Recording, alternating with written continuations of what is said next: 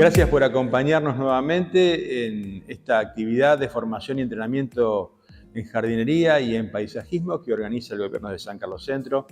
Queremos decirles que ya previendo la llegada de la primavera y épocas un poco más propicias para trabajar al aire libre, estamos preparando un encuentro presencial donde convocaremos a profesionales que están relacionados y activamente trabajando en el diseño de espacios verdes y en megaproyectos de ese tipo, para que además son docentes universitarios en la materia y nos transmitan, digamos, sus conocimientos y nos expliquen la tarea que puede cumplir el auxiliar en jardinería en cuanto a la interpretación de esos proyectos y cómo llevarlos del diseño, ¿no es cierto?, al terreno.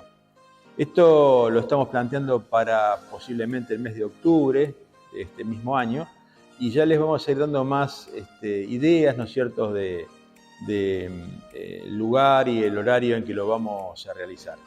Hoy un tema muy importante para los jardineros, que es el manejo de las diferentes especies de rosales. Las técnicas de poda de rosales son técnicas que requieren de detalle, requieren de conocimiento, y hoy ustedes a través de esta breve parte del curso van a poder enterarse, van a poder tomar nota y sobre todo van a poder aplicar este tipo de conocimientos porque estamos en la época propicia. Las rosas se podan en los momentos de receso de la planta, concretamente para nuestro país es la segunda, última semana de julio, la primera, segunda, tercera semana de agosto, que son las épocas más frías del año, y donde estamos seguros que la planta de rosa está realmente en receso. Así que espero que disfruten y aprovechen los conocimientos que ahora vamos a impartir. El tiempo que insume poder hablar en general de las rosas es infinito. Tendríamos tema para hablar y para charlar un montón de tiempo. En el transcurso de esta capacitación les vamos a estar ofreciendo algunos links, ¿no es cierto?, donde ustedes pueden consultar y profundizar en el conocimiento de esta especie, que es una especie que se remonta ancestralmente a los orígenes de los tiempos, a los orígenes del hombre. Es una planta tremendamente apreciada en toda la historia de la humanidad y que además cuenta la historia de la humanidad. Nos vamos a tomar unos minutos, no nos vamos a detener mucho en ello, en explicar un poco y hablar un poco de la historia de la rosa porque es muy importante para comprender su importancia y para que el auxiliar en jardinería realmente cuando le toque realizar un trabajo como este esté a la altura de las circunstancias, esté informado, pueda conversar con el propietario, con la entidad y demostrar que conoce de la planta de que se trata. Y vamos a dejar para el último tramo del programa la parte práctica donde ustedes van a ver concretamente operaciones de poda en rosas. La rosa es originaria de China, es originaria de Asia, se la encuentra en varios lugares y se la encuentra como rosas primitivas o rosas silvestres en gran parte de Asia, incluso de Medio Oriente. Y su origen, como decíamos recién, se remonta a los comienzos de la humanidad. Aquí hemos querido mostrar simbólicamente la importancia que se le da a la rosa en culturas como la China, mostrando uno de los muchos jardines botánicos de China donde aparecen rosedales, ¿no es cierto?, que resaltan su origen y la pertenencia, ¿no es cierto?, a los mismos. Les ofrecemos la posibilidad de copiar este texto, les damos un tiempito para que lo copien y si no después pueden volver a ver el programa. Aquí hay una información histórica, un compendio de información acerca de la evolución del cultivo de la rosa que ha seguido la evolución y ha seguido el desarrollo humano y que para no ser demasiado extensos les pedimos que ustedes puedan leer desde allí.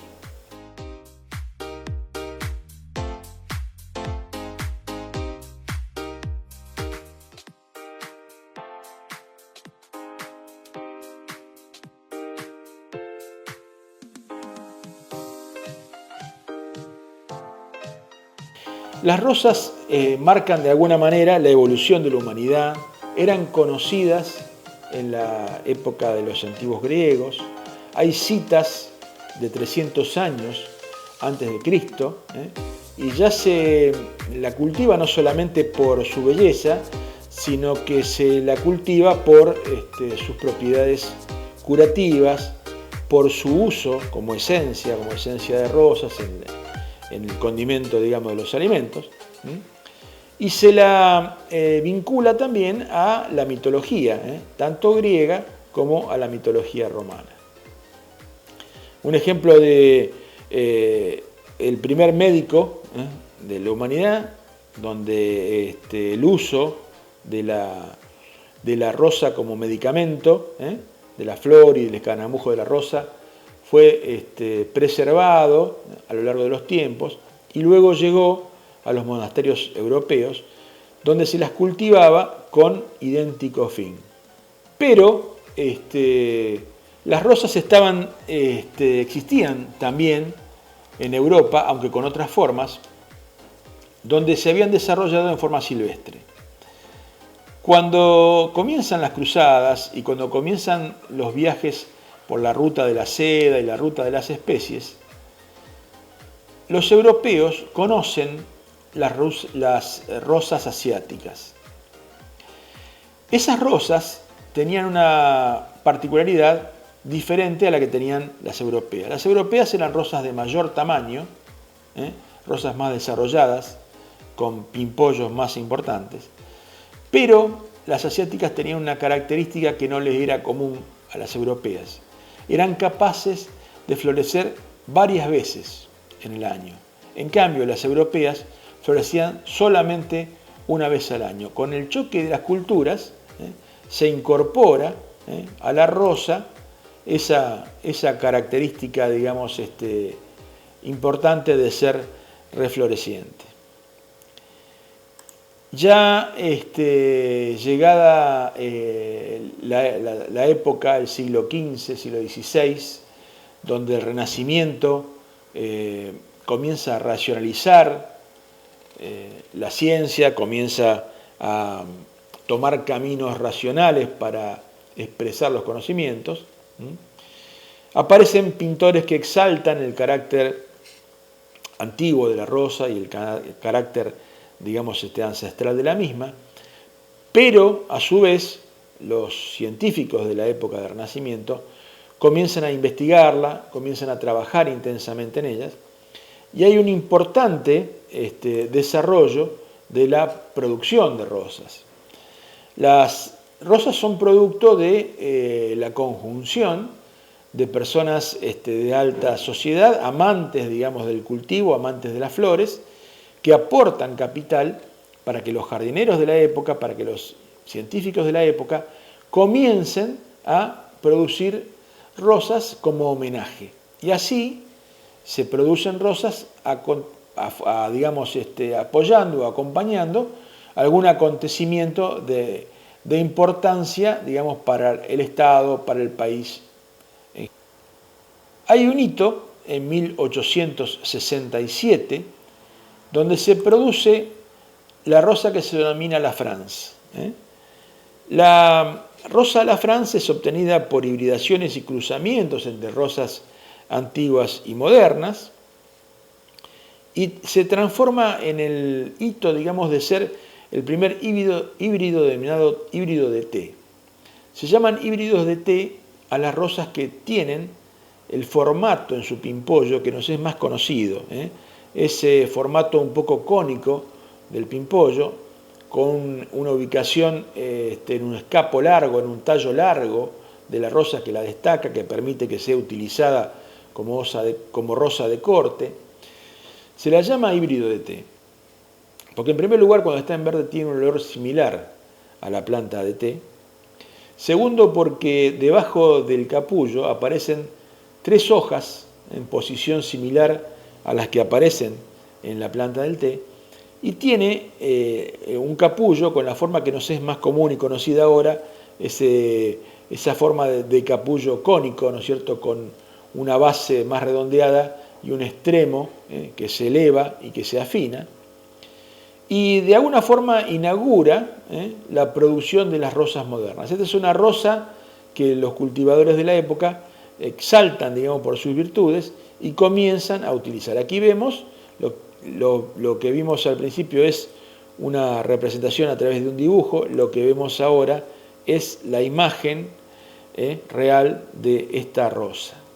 Como decíamos, y vamos viendo algunas muestras, y esto del auxiliar en jardinería es bueno que lo vaya conociendo, que vaya sabiendo el nombre de algunos híbridos, de algunos cultivares de rosa. Van apareciendo rosas en homenaje a distintos personajes.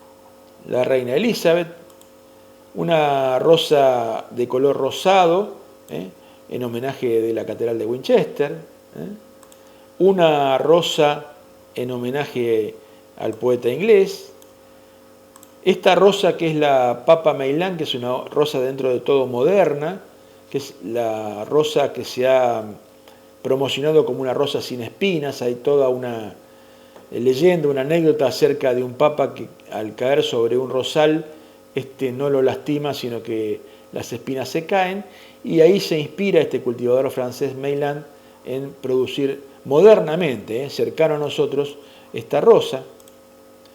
Esta rosa que no podría tener otros colores que el azul Francia, que evoca a Charles de Gaulle. Y una rosa muy famosa, que es la rosa de la paz.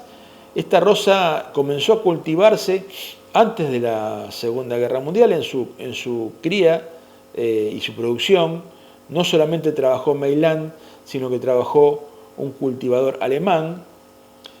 Hubo un concurso internacional y la nombraron la Rosa de la Paz porque se pensaba en ella como una prenda de unión para evitar la guerra que ya se avecinaba, lo cual la rosa no pudo hacer. Pero finalmente, esta rosa, ahora con el nombre de Gloria Dei, Gloria de Dios, o Rosa de la Paz, es reconocida por los organismos internacionales, como la ONU, ¿no es cierto?, como una prenda de unidad, y al final de la guerra se la exalta, se la coloca en sellos postales y se valora, digamos, la relación que se estableció entre los dos pueblos para lograr en conjunto la producción de esta rosa. Es importante que tengan claro que las rosas se clasifican básicamente en tres categorías: lo que se llama especies, que son las silvestres; los rosales antiguos, que son los originados antes de 1800, y los rosales modernos, donde básicamente tenemos híbridos de tipo T. Dentro de las especies están las que aparecen listadas acá y que, como ustedes ven, se encuentran no solamente en Asia, sino que se encuentran en Europa, en América, en distintos lugares del mundo. Aquí vemos algunas imágenes. La rosa banksiana es una típica rosa decumbente, trepadora, apoyante, en color blanco o amarillo, que está en el comercio en este momento. La rosa gálica es esta rosa de hojas rugosas y esta flor doble. El escaramujo es una planta silvestre de flor simple, y la virginiana de flor semidoble. Dentro de las antiguas, luego vamos a ver algunos ejemplos, se encuentran todas estas rosas agrupadas.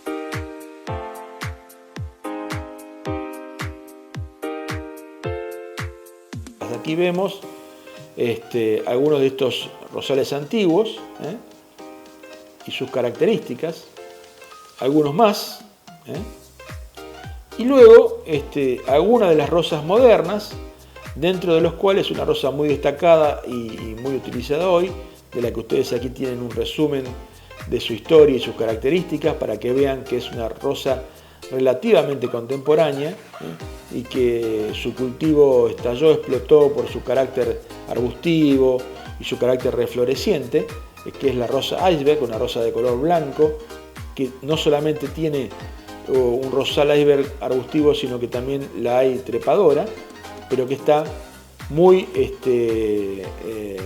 en cultivo actualmente. También se puede hablar de las rosas desde el punto de vista de la forma de la flor. Como decíamos recién, a la izquierda, la rosa sencilla, que tiene 5 a 8 pétalos.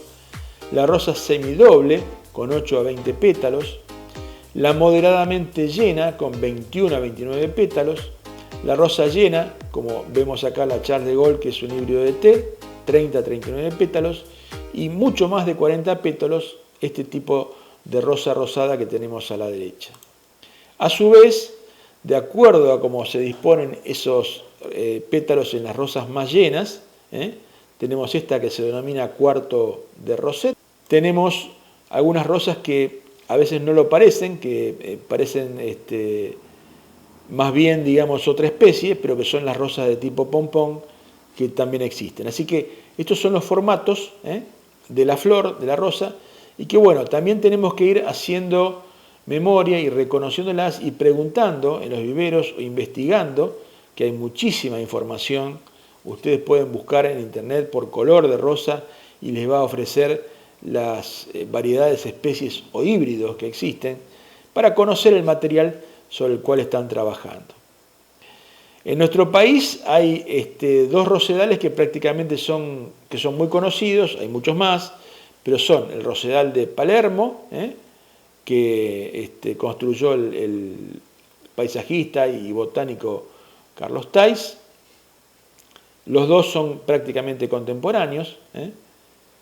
Y luego, en Rosario, el rosedal del Parque Independencia.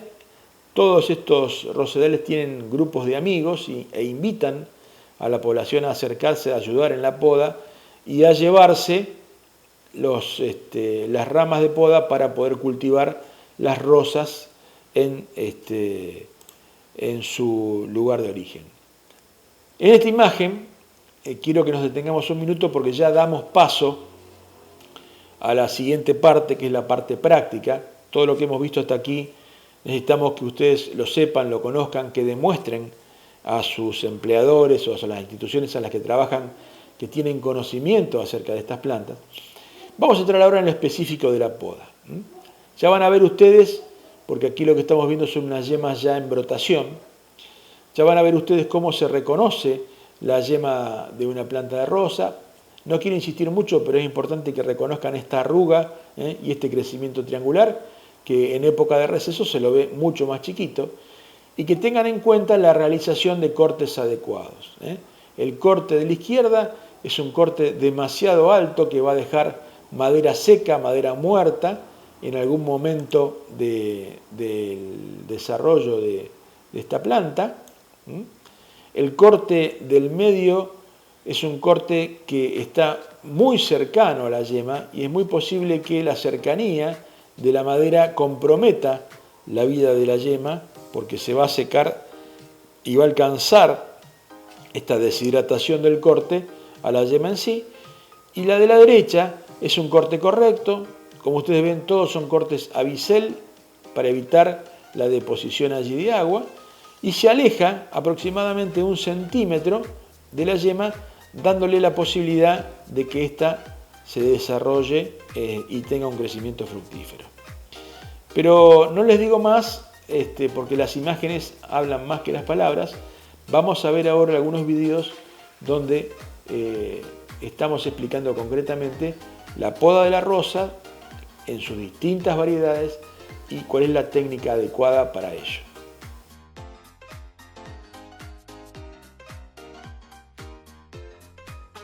Acá lo que están viendo es algo fundamental, que es el uso de algunas gotas de lavandina en agua, el uso de 3, 4, 5 gotas de lavandina por litro de agua para lograr la desinfección de los instrumentos que vamos a utilizar. Está descontado el hecho de que estos instrumentos deben estar bien afilados y funcionar correctamente, ¿no es cierto? Pero básicamente, y toda vez que comencemos la poda y toda vez que cambiemos de planta, debemos desinfectar los instrumentos para que estén adecuadamente preparados para la tarea. En la primera aproximación que hacemos a las plantas, hay que observar lo que se denominan ramas chuponas.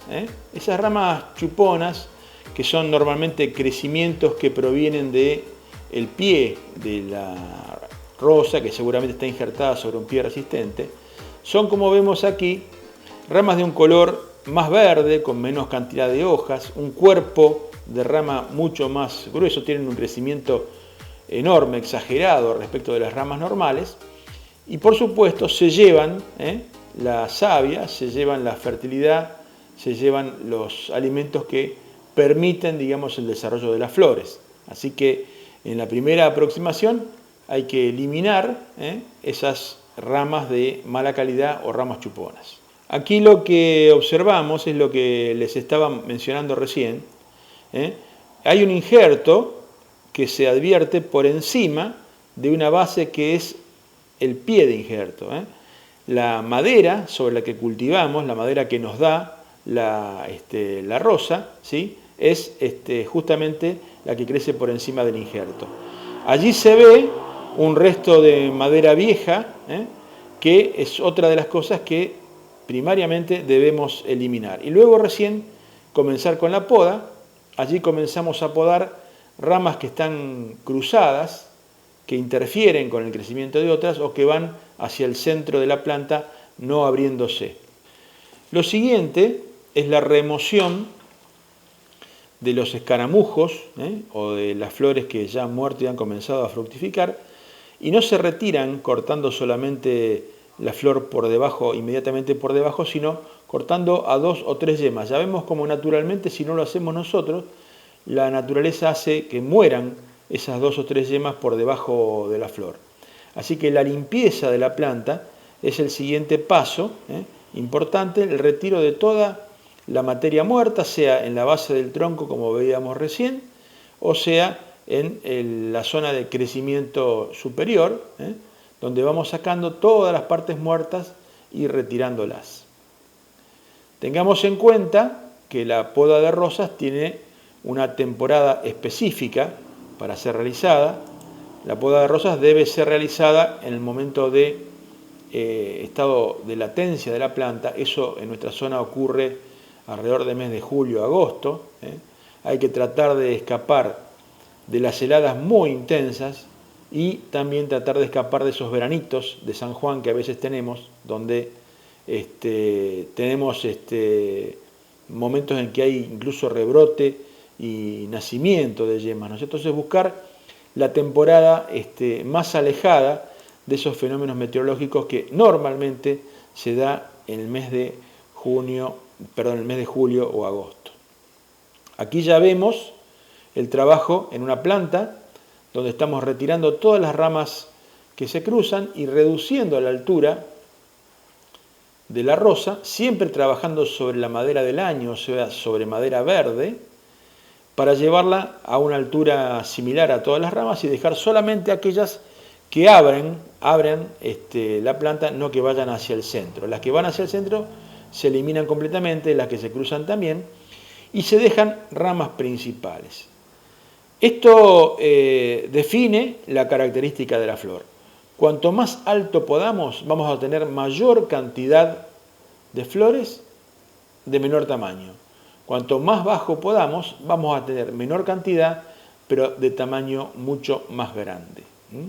Esa es la planta como finalmente queda podada. Esto es lo rutinario, lo que hacemos todos los años, pero como ustedes van a ver ahora en una imagen de plantas en vivero, cada 3 años las plantas se renuevan y ya no se trabaja sobre la madera del año, sino que se trabaja sobre la madera vieja. Ahora vemos en una planta en maceta esa característica.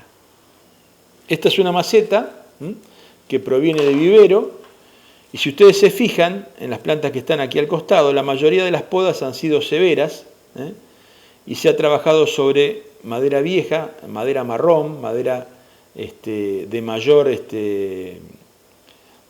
edad, para lograr tener un crecimiento nuevo, renovar el crecimiento desde abajo. Pero si hiciéramos esa poda tan baja todos los años, conseguiríamos agotar las reservas de la planta. En este video, en este tramo del video, ustedes van a ver que estamos mostrando no solamente el injerto, sino que mostramos las ramas de madera nueva y vieja, las podas de los entrecruzamientos, y vamos así limpiando nuestra rosa para que tenga un tamaño aceptable. Pero lo más importante de todo es que el auxiliar en jardinería debe ser capaz de reconocer las yemas de la planta. Esto que señalamos aquí con nuestra tijera, ese abultamiento que tiene triangular, que tiene la rama, es lo que denominamos yema. Y lo que estamos mostrando ahora es el corte, como debe ser correctamente realizado a bisel, dejando la parte más larga hacia la yema, a más o menos 1 centímetro de la yema, ¿no es cierto? Lo cual va a favorecer el desarrollo de esa en particular. Y seleccionamos el punto de corte, el lugar de corte. Fíjense que acá tenemos una yema interna que va a dar ramas hacia adentro y una yema externa que va a dar ramas hacia afuera. Por el efecto de dominancia apical, la que va a brotar primero, como vimos en la clase anterior, en la clase de poda, la que va a brotar primero es la yema más alta. Entonces, dentro de la planta y de la altura que seleccionemos, siempre vamos a podar de manera que la yema más alta con crecimiento externo sea la seleccionada, y ese va a ser el criterio de poda que vamos a seguir. Así que, en pocas palabras, cuando hacemos el trabajo de poda en época de receso de la planta, siempre primero retiramos la madera vieja, luego retiramos todos los excedentes, hojas secas, escaramujos, que cortamos a 2, 3 o 4 yemas por debajo de ellos, retiramos las ramas chuponas, y luego, finalmente, comenzamos la poda de altura, trabajando normalmente a más o menos un 30% de la altura de la planta, retirando siempre el material sobre la rama verde o rama del año anterior, y una vez cada 3 o 4 años, una poda de rejuvenecimiento bajando hacia la madera antigua o la madera marrón. Y ese es el proceso de poda de una rosa, de las características de las rosas que deben podarse para obtener flor. Distinto es el caso de las rosas reflorecientes o arbustivas o autopodantes, que no se agreden, digamos, con este tipo de poda, sino que se les permite desarrollarse en libertad para que sean floribundas, digamos, para que manifiesten enorme cantidad de flores sin importar el tamaño de las mismas. Este tipo de poda es el que aplicamos en las rosas inglesas o en las rosas llamadas tipo de té, que son las que requieren de este tipo de poda.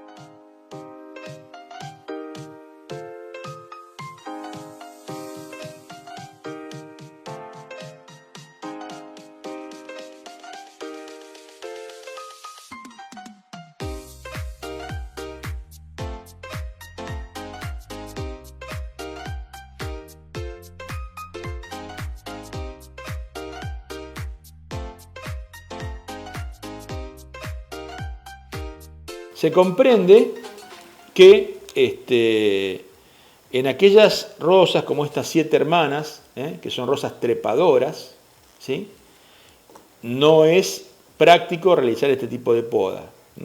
Aquí se interviene simplemente en las rosas trepadoras, retirando si existen ramas chuponas, si existen ramas fuera de tipo, partes muertas, o se les da una determinada altura si han superado la capacidad de apoyarse, digamos, en la estructura que se ha desarrollado para ellas, pero de ninguna manera se las agrede colocando, digamos, podándolas de manera de acortarlas, sino que se favorece